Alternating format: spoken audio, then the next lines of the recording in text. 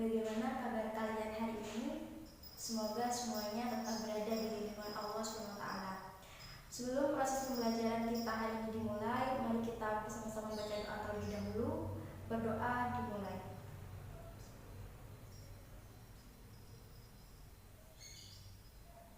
Berdoa selesai. Sebelumnya Ibu absen terlebih dahulu ya. Apakah di antara kalian ada yang tidak masuk hari ini? Berarti masuk semua ya.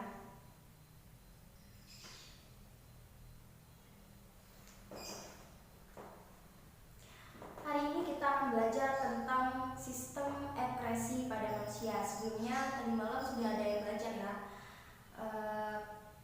Submateri yang kita pelajari hari ini itu terdiri dari pengertian sistem ekspresi, organ-organ yang berperan dalam sistem ekspresi, dan nanti kita akan membahas tentang organ ginjal. Sebelumnya Ibu akan membacakan tujuan pada proses pembelajaran kita hari ini. Yang pertama, siswa dapat mengartikan pengertian sistem ekspresi. Yang kedua, siswa dapat mengidentifikasi organ-organ penyusun sistem ekspresi. Yang ketiga, siswa dapat membedakan berbagai aktivitas pengelolaan zat sisa. Dan yang keempat, siswa dapat menjelaskan struktur dan fungsi pada organ ginjal. Yang kelima, siswa dapat menganalisis proses pembentukan urin. Dan yang keenam, nanti kita akan melakukan suatu percobaan sederhana, yaitu tentang penyaringan darah sederhana yang ada pada organ ginjal. Sebelumnya Ibu ingin bertanya terlebih dahulu, pernahkah kalian memerhatikan tubuh kalian ketika selesai melakukan kegiatan olahraga misalnya? Nah, mengapa setelah selesai olahraga tubuh kita itu mengeluarkan keringat? Ada yang bisa jawab? Ya, jadi ketika kalian sedang melakukan aktivitas di luar, apalagi cuacanya itu sangat panas atau berolahraga ya, pasti tubuh kita itu akan mengeluarkan keringat. Nah, hal ini itu bertujuan agar kondisi tubuh kita itu suhu yang ada di dalam tubuh kita itu menjadi dingin setelah terjadinya pembakaran tadi. Nah, jadi tubuh kita akan mengeluarkan keringat untuk menyeimbangkan suhu dalam tubuh dengan lingkungan. Nah, organ yang mengeluarkan keringat itu salah satunya adalah organ yang berperan dalam sistem ekskresi, yaitu kulit. Nah, setelah ini silahkan kalian membentuk kelompok. Satu kelompok terdiri dari 5 anak. Nanti silahkan masing-masing kelompok berkumpul dengan kelompoknya masing-masing. Selanjutnya, Ibu akan menjelaskan materi kita hari ini. Proses pengelolaan zat sisa yaitu ada 3, ada ekskresi, sekresi, dan defekasi. Ekskresi merupakan proses pengelolaan zat sisa metabolisme yang sudah tidak digunakan lagi dalam tubuh. Sedangkan sekresi merupakan proses pengeluaran zat sisa yang masih dibutuhkan oleh tubuh. Sedangkan defekasi sendiri merupakan proses pengeluaran zat sisa pencernaan atau biasa disebut dengan feses. Akan tetapi yang kita bahas hari ini itu hanya sistem ekskresi saja. Berbicara tentang sistem ekskresi, kita sudah singgung sedikit bahwasanya sistem ekskresi ini merupakan proses pengeluaran zat sisa metabolisme yang sudah tidak digunakan lagi dalam tubuh. Mengapa sisa zat metabolisme itu harus dibuang? Ada yang tahu jawabannya? Jadi coba kalian bayangkan ketika ibu kalian sedang memasak di dapur. Nah, dari kegiatan tersebut pasti ada zat sisanya, baik itu zat sisa dari kulit bawang, zat sisa dari sayuran yang sudah tidak dipakai. Maka kalau zat sisa tersebut tidak dibuang secara teratur, maka semakin menumpuk di dalam rumah. Nah, sampah yang menumpuk tersebut akan menyebabkan perkembangan berbagai macam penyakit. Sama halnya dengan tubuh kita. Zat sisa yang ada di dalam tubuh kita itu harus dibuang, karena kalau tidak dibuang bersifat racun bagi tubuh kita. Nah, berbicara tentang sistem ekskresi, ada organ-organ sistem ekskresi yang berperan di dalamnya. Yang pertama itu ada ginjal. Ginjal ini mengekskresikan berupa urin. Yang kedua ada paru-paru. Paru-paru ini mengekskresikan berupa karbon dioksida dan uap air. Yang ketiga ada kulit. Kulit ini mengekskresikan berupa keringat.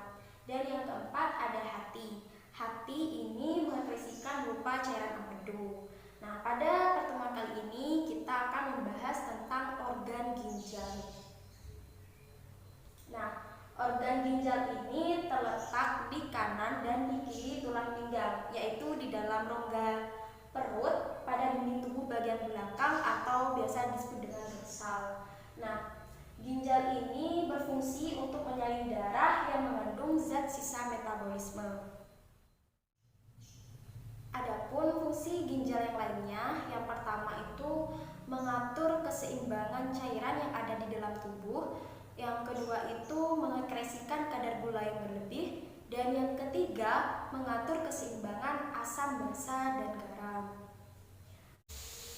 Nah, ginjal ini apabila kita belah itu akan menjadi seperti ini, dimana strukturnya itu terdiri dari cortex renalis, ada medulla renalis, ada pelvis renalis, dan ada ureter. Selanjutnya yaitu proses pembentukan urin.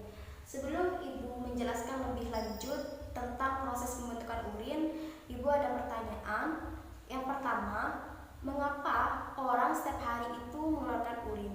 Yang kedua, apa saja yang terkandung di dalam urin tersebut? Nah, sebelum kalian menjawab pertanyaan Ibu tadi, silakan untuk ketua kelas mengambil lembar kegiatan siswa ini. Kita akan melakukan suatu percobaan sederhana, yaitu penyaringan darah yang ada di dalam ginjal. Nah, ini merupakan langkah-langkah dari percobaan yang akan kita lakukan. Silakan untuk ketua kelas untuk dibagikan ke masing-masing ketua kelompok. Oke, kita langsung ke percobaannya. Alat dan bahan yang akan kita gunakan pada percobaan kali ini yaitu ada air, ada gelas plastik, ada pewarna, di sini sebagai darahnya, dan ada tepung, ada pengaduk, ada corong, dan ada tisu. Nah, pertama-tama kita masukkan tepungnya secukupnya saja.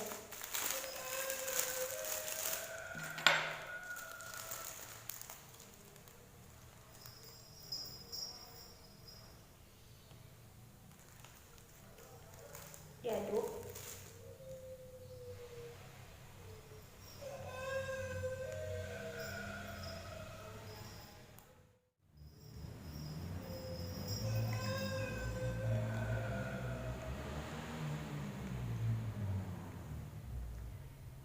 Nah, kemudian tambahkan pewarna sedikit.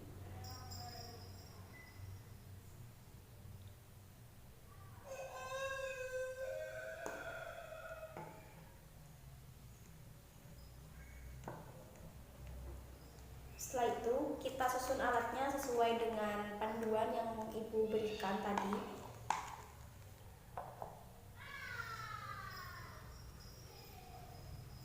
Seperti ini. Kemudian kita tuangkan cairannya ini ke sini. Sedikit demi sedikit. Kita tunggu.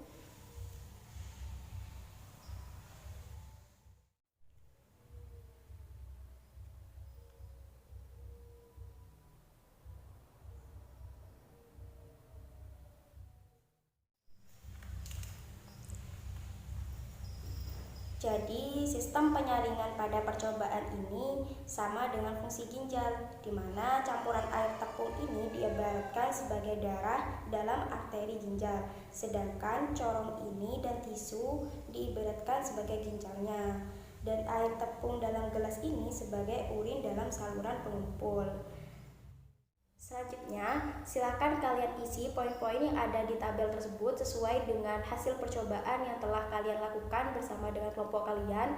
Kemudian, jawablah pertanyaan-pertanyaan yang ada di lembar kegiatan tersebut. Nah, tadi kita sudah melakukan suatu percobaan, yaitu penyaringan darah yang ada di dalam ginjal. Selanjutnya, kita akan melanjutkan pembahasan kita kita, yaitu tentang proses pembentukan urin. Proses pembentukan urin ini terjadi melalui 3 tahap. Tahap yang pertama yaitu filtrasi, tahap yang kedua reabsorpsi, dan tahap yang ketiga augmentasi. Kita akan membahas tentang filtrasi terlebih dahulu. Nah, filtrasi ini terdiri dari kata filtrat yang artinya penyaringan. Jadi, filtrasi merupakan proses penyaringan darah pada glomerulus. Nah, glomerulus ini di sini. Ibu punya gambar, kurang jelas ya. Nah, glomerulus itu di sini. Dan nantinya darah yang ada pada glomerulus ini akan menuju ruang penampungan sementara atau biasa disebut dengan kapsula Bowman. Nah, dengan menembus membran filtrasi.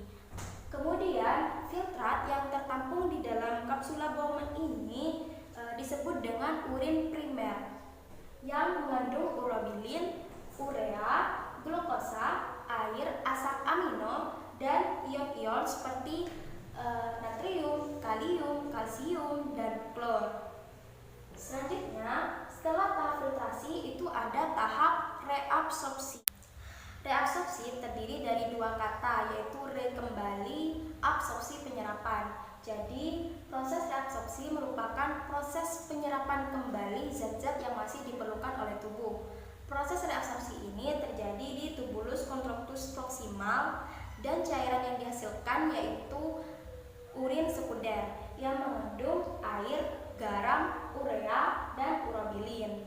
Kemudian hasil reabsorpsi itu akan mengalir ke lengkung Henle menuju tubulus contractus distal. Selama mengalir ke lengkung Henle, air dalam urin sekunder juga akan terus diabsorpsi.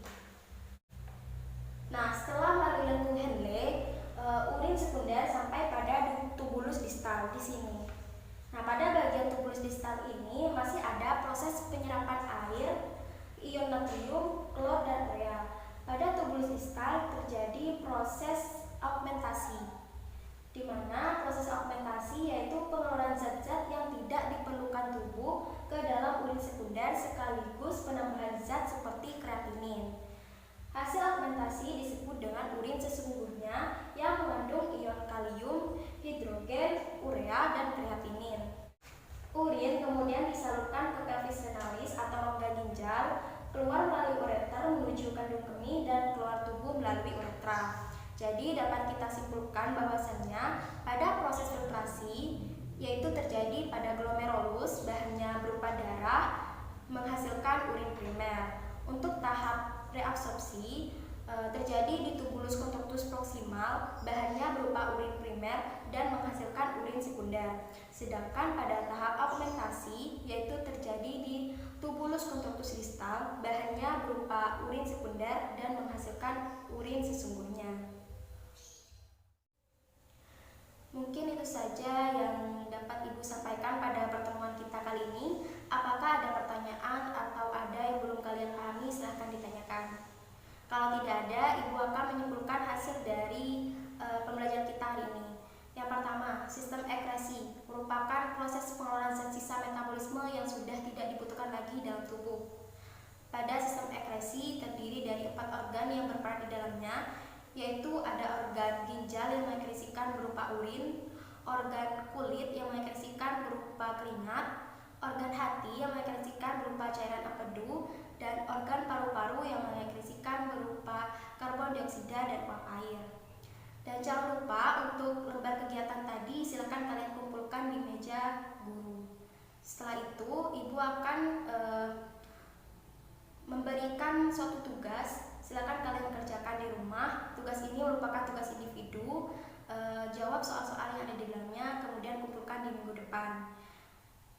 Kalau tidak ada pertanyaan lagi, mungkin cukup sekian pertemuan kita kali ini. Jangan lupa belajar untuk pertemuan minggu depan. Kurang lebihnya Ibu mohon maaf. Wassalamualaikum warahmatullahi wabarakatuh.